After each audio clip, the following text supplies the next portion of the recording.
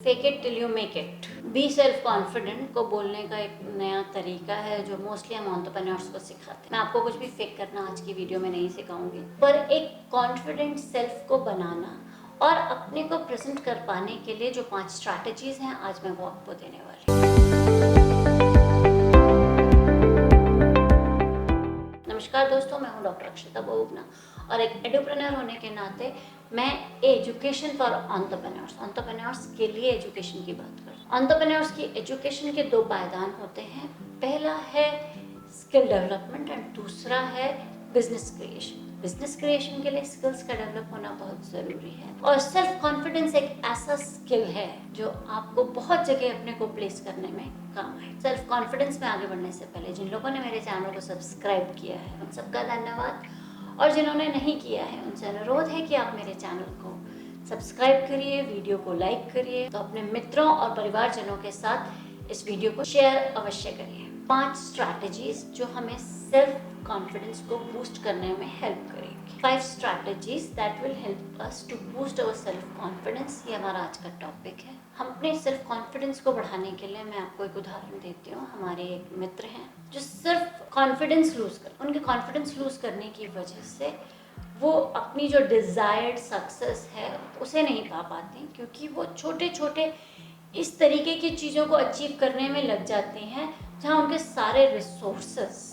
Waste हो जाते हैं। इसलिए जो पहली स्ट्रैटेजी है वो है चूज योर बिलीफ सिस्टम। आप अपने विश्वास और बिलीफ सिस्टम को सबसे पहले चूज करो कि आपको किस डायरेक्शन में काम करना है, आपका अल्टीमेट पर्पस क्या है, उस पर्पस को अचीव करने के लिए गोल्स क्या हैं, उन गोल्स तक पहुंचने के लिए माइलस्टोन्स क्या है, इनको प्रॉपर्ली डिफाइन करना पड़ेगा एक एक। Second strategy can be positive self talk. हमारी एक मित्र हैं जो अपने बारे में पॉजिटिव नहीं बोल पाती हैं और इसकी वजह से उनका confidence low.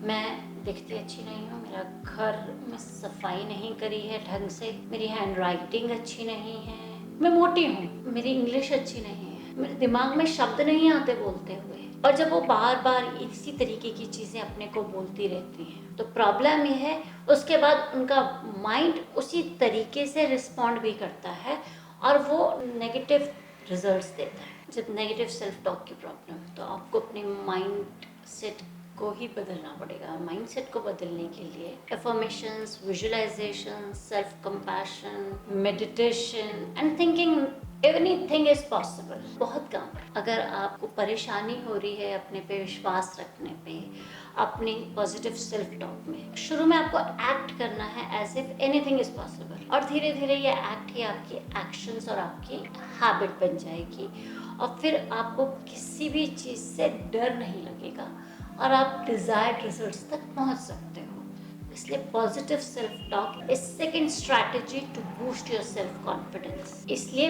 Positive self talk is a strategy to boost your self confidence. Third, हमारे दिमागों में एक डिक्शनरी होती है और उस डिक्शनरी में सेलेक्टेड वर्ड्स ही होते हैं। तो कुछ लोगों के दिमाग के उन सेलेक्टेड वर्ड्स में एक वर्ड जो सबसे प्रोमिनेंट रहता है वो है आई कांट। बस इस शब्द को डिलीट कर देना है अपनी वोकैबुलरी से। अगर आप इसे डिलीट कर देते हैं तो आपका कॉन्फिडेंस थोड़ा सा बढ़ जाएगा। अब हमारे एक मित्र हैं जो अपने हर बात में बोलते हैं I wish I can go to Himalayas, I wish I can visit Kedarnath, I wish I can do this if I were able to.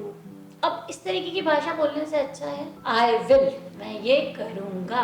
देखो, कैन, विश, डिजायर, इन सब में इच्छा है लेकिन दृढ़ निश्चय नहीं है। जहां हमने बोल दिया आई विल, दृढ़ निश्चय आ गया, और जहां आपका दृढ़ निश्चय आ गया वहां कॉन्फिडेंस आ गया। जहां कॉन्फिडेंस आ गया वहाँ काम करने की मोटिवेशन आ गई। जहाँ मोटिवेशन आ गई वहाँ एक्शन आ गया, और जहाँ एक्शन आ गया वहाँ रिजल्ट्स ज़रूर आएंगे। इसलिए आप I can't, I wish, I desire को अपनी डिक्शनरी से डिलीट कर दीजिए। चौथा, सबसे बड़ा रोग क्या कहेंगे लोग? अरे बाबा, their opinion is their worry, why are you worried about their worries?